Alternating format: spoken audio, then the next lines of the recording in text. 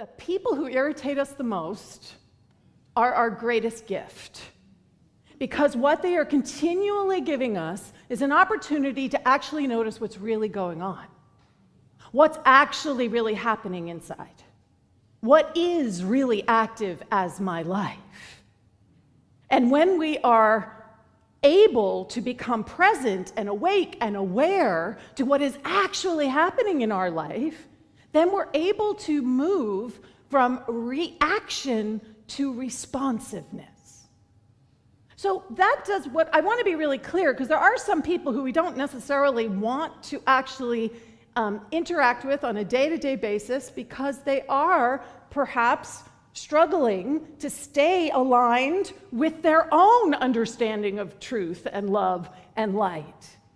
But withdrawing because we're in pain or we're afraid is very different than from a place of compassion and love saying, I am not going to engage in this energetic with you anymore. One is a response, the other is a reaction. Can you feel the difference? And part of the healing process that we are continually being invited into is to notice when we're reactive, to actually notice when we are being annoyed or irritated or afraid or unsure or insecure, because in that space, that is where we get to actually discover what it is that is seeking to be healed.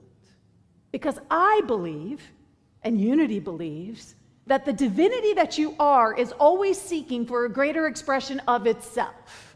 Always. Not sometimes, not occasionally. It's always seeking a greater expression of itself.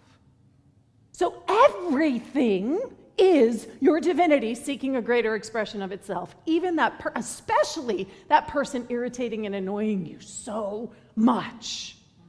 That's your own inner divinity, your I am saying, pay attention.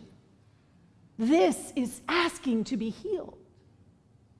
So Jung has this quote, which I love, and I think it sums up so beautifully. Until you make the unconscious conscious, it will direct your life, and you will call it fate.